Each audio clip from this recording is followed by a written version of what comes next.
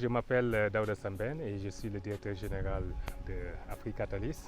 Africatalis qui est un cabinet de conseil basé à Dakar et qui facilite les partenariats entre les acteurs du développement local et les acteurs externes. Donc nous sommes ici aujourd'hui à Saly dans le cadre d'un atelier qui est organisé par Africatalis pour le compte de l'alliance entre l'Organisation ouest-africaine de la santé, l'Institut Pasteur de Dakar et la Mutuelle panafricaine de gestion des risques, ARC. Donc l'alliance a été mise sur pied par ces trois organisations il y a un an, en juillet 2022. Et depuis, l'Alliance a œuvré pour renforcer la préparation et la réponse aux épidémies en Afrique de l'Ouest, mais aussi bien au-delà. L'Alliance est composée de trois organes. Il y a un comité de pilotage qui est constitué par les trois directeurs généraux des trois organisations membres de l'Alliance. Il y a un secrétariat exécutif dans lequel est représenté les points focaux des trois organisations. Et puis il y a enfin un comité consultatif qui est en train d'être mis sur pied. Donc depuis qu'elle existe, l'Alliance a organisé plusieurs activités. En ce moment même, l'Alliance est en train de mettre en place et de mettre en œuvre un plan de travail qui consiste à mettre en œuvre un plan d'activité pour cette année pour œuvrer dans le sens du renforcement de la résilience aux épidémies dans la sous-région. Donc, l'objectif de cette alliance, c'est vraiment de capitaliser sur les expertises et les compétences de chacune de ces organisations de façon à offrir des services plus innovants et plus adéquats à nos pays membres de l'espace CEDEAO, de façon à mieux planifier, préparer et répondre aux épidémies. Au sein de l'ARC, nous avons, comme j'ai mentionné, pu avoir un premier pays qui a pu bénéficier d'une couverture d'assurance, le Sénégal, mais nous souhaiterions faire une mise à l'échelle et faire en sorte que cet outil financier soit disponible au plus grand nombre de pays. Donc d'où l'avantage de travailler avec nos partenaires de l'Institut Pasteur de Dakar et de l'OAS de façon à faire une mise à l'échelle de cette offre pour qu'un maximum de pays puissent bénéficier de cet outil de financement qui est rapide et prévisible pour les pays afin de contenir rapidement les risques épidémiques.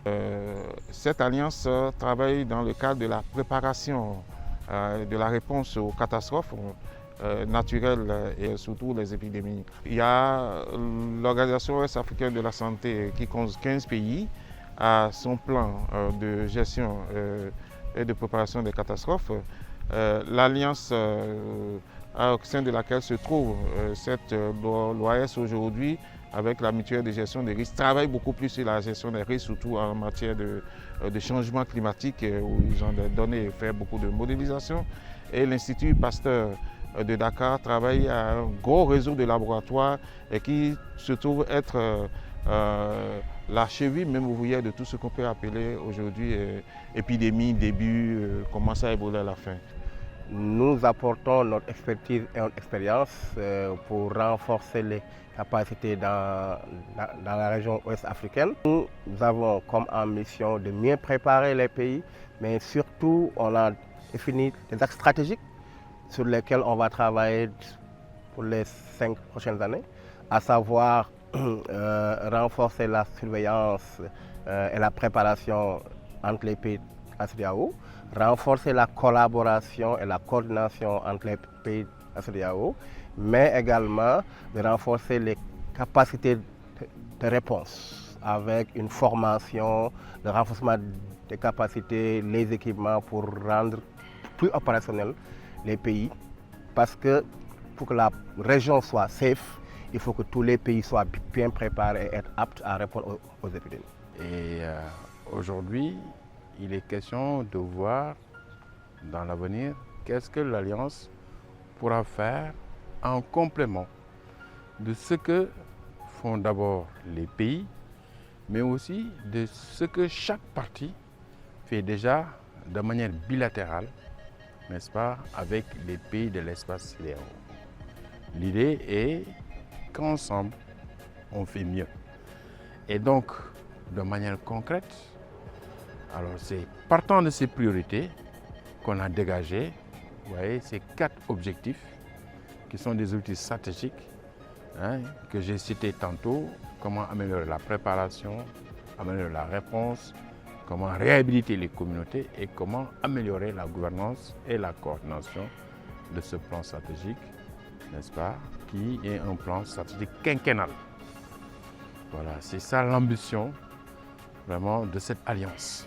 À partir du moment où on aura ce document directeur, ce document cadre de référence, alors ça permettra à l'Alliance de dire quiconque entre nous devrait travailler pour le compte de l'Alliance, devrait s'inspirer, n'est-ce pas, de ce document directeur, à savoir le plan stratégique, qui pourra même servir pour faire le plan de mobilisation des ressources.